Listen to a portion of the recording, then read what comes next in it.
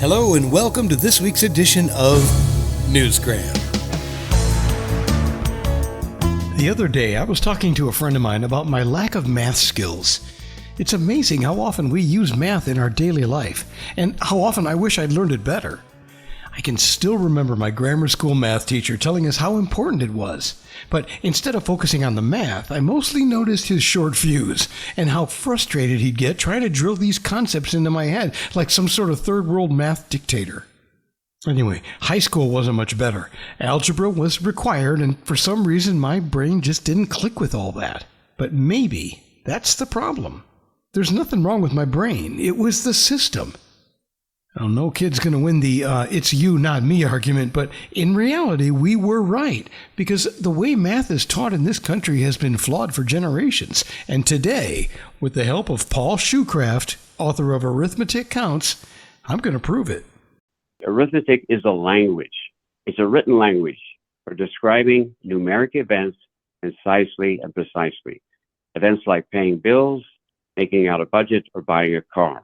That is a glimpse of the solution he's created, but first, let's examine the scope of the problem. According to the U.S. Department of Education, more than half of American adults lack the basic math skills needed to function effectively in daily life. We're talking about things like comparing prices, calculating tips, or understanding basic graphs. And like me, Paul Shoecraft has had enough. He says it's time to fix this problem, and it all starts by forgetting about memorization. Pun intended. Paul says we have to look at things differently. Exactly, and it's been that way for over 100 years. In the first grade, we just added and subtracted small numbers. In the second grade, we did the same thing. In grade 3, we also just added and subtracted. We didn't get to multiplication and division until grade 4. And that's holding children back. Oh my goodness, that's 4 years. If you count kindergarten, K, 1, 2, and 3. So we take 4 years trying to get children to memorize something that we know they're going to forget.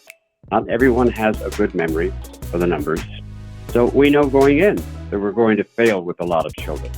And we've demonstrated that every year for more than 100 years, and yet we've done nothing about it. Here's another way to look at it. Remember back in college, all those late nights when you were pumped up on sugar and caffeine? If you ever crammed for a test, when did you cram for it? Like in high school or college? Well, you didn't cram for it 2 weeks before the test. You crammed for it the night before, because you knew that if you crammed for it too far in advance, you would start forgetting what you had tried to memorize or what you memorized. This really hits home for me because I believe in treating the problem, not the symptoms. And Paul's system, called Move It Math, it was designed as an alternative to rote memorization of mathematical facts. His system focuses on understanding concepts and active engagement. It's a system that was piloted in elementary classrooms where they weren't forced to memorize the number of facts. And guess what he found? Well, they get it. When you know how to figure out the number of facts, when you can count them out, and there's 390 of them, that's a lot to remember. And most people can't do that. But there are some who can. Maybe 10% of the population can do that. And they've become the standard. But the rest of us, who by definition are normal, no, we forget. And we know forgetting is a human condition. I won't belabor this point anymore because I think you get it. There is a better way out there. But the reason I'm so passionate about this is that struggling with math creates a feeling of failure, and that can follow you around for the rest of your life. The analogy I use here is checkers and chess. If you know how to play both games, I'll bet it bothers you more to lose a game of chess than it does a game of checkers. Checkers is a child's game. Chess, that's for grown-ups. And when you lose that, when you lose at chess, that's like you're pitting your intelligence against someone else's intelligence, and it hurts a little. You take children who are having difficulty in arithmetic because they keep forgetting, say, the number of facts, like 2 plus 3 is 5 and 7 times 8 is 56. Those just don't jump into their minds like they're supposed to if you memorize them.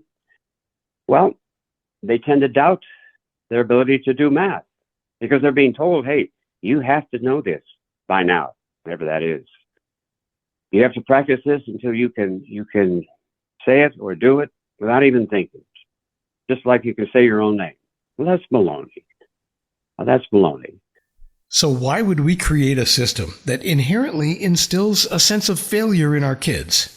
Well, I know it's not intentional, and I know plenty of teachers who work very hard to avoid those feelings.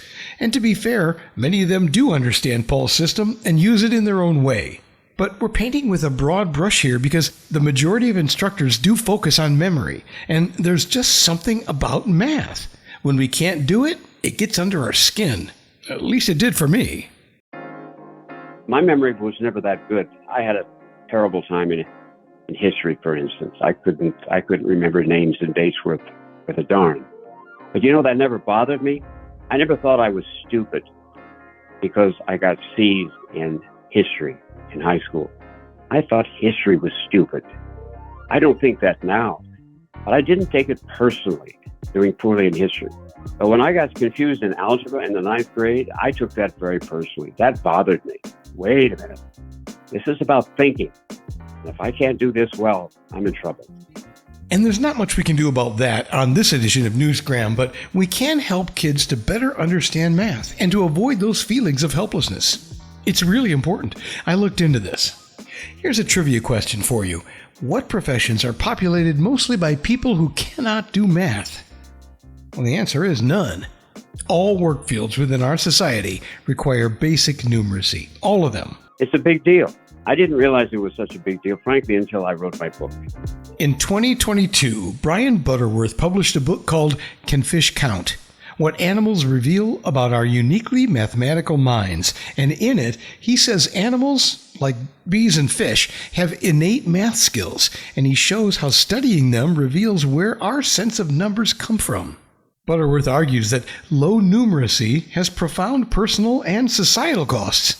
While some researchers debate the exact scope of these effects, his work underscores why this matters.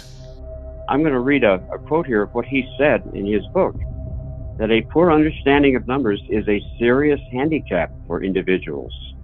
Low numeracy can be a matter of life and death. A large-scale study of adults with colon cancer in the UK and US found that those with low numeracy were less likely to intend to participate in screening and were more likely to be defensive in getting cancer information and hence more likely to be untreated or treated too late.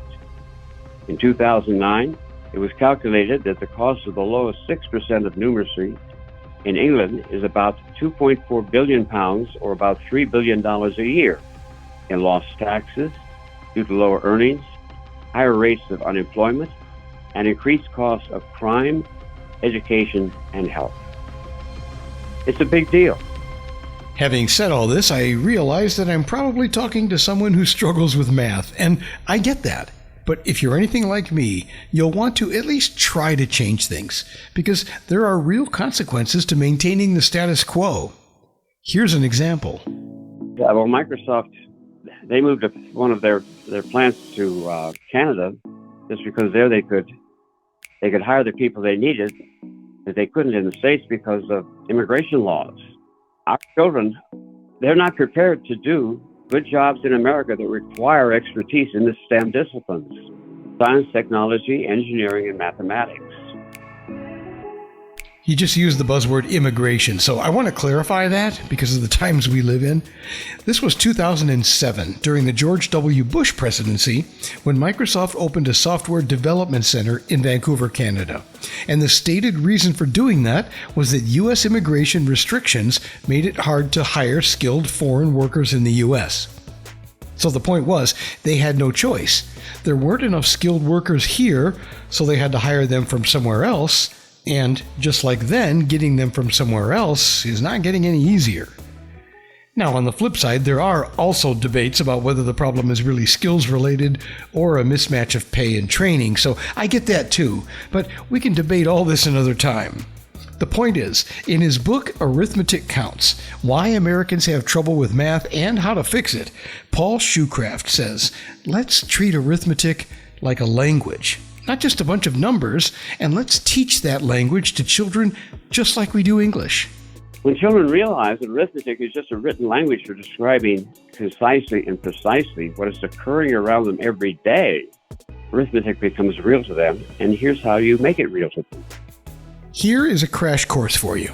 Now, sit up, Pay attention. This is important. Take the numerals 0, 1, 2, 3, 4, 5, 6, 7, 8, and 9.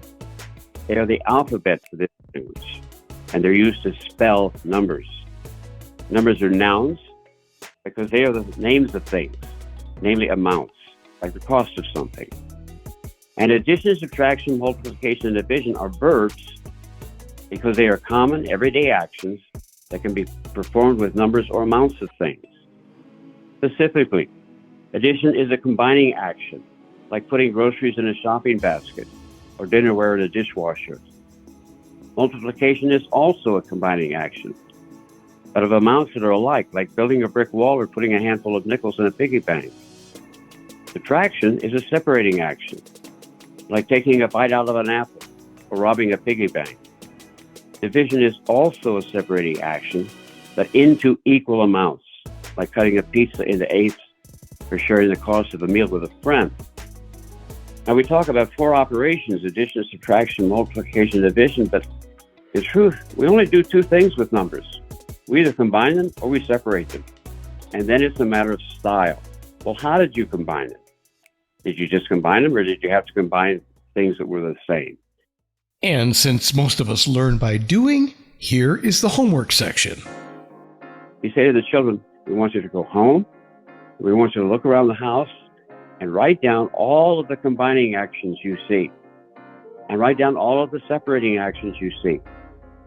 And then break those up into whether you're just combining anything or combining things that are all the same. Like if you were counting shoes in your closet, well, you could count by twos. You're combining the same thing, the same amount each time. This would go on for weeks. And then you make a poster. How do we know something is an addition problem? Well, it's going to look like this. And you have maybe 10, 20, 30, 40, 50 different common everyday combining actions that children are familiar with. The same for subtraction, multiplication, and division. This makes arithmetic real. They can see it every day. They live with it, and they realize that. And that motivates them to learn it. If you were able to follow all that, then the cover of this book is going to make a lot more sense to you, and you should look it up online when you get a chance. You'll see what I mean.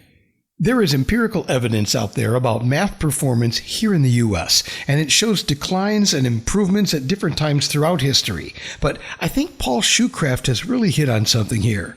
We need a better way to make arithmetic real and easy for kids to learn and understand. His book, Arithmetic Counts: Why Americans Have Trouble with Math and How to Fix It, is a great resource for doing just that. It's an unapologetic, back-to-basics program that teaches understanding instead of repetition, and it's available now at Amazon.com or wherever you like to buy books online. So whether you're a parent, a teacher, or someone like me who still feels haunted by math class, maybe it's time we tried something different. Thanks for listening to this edition of Newsgram from webtalkradio.com.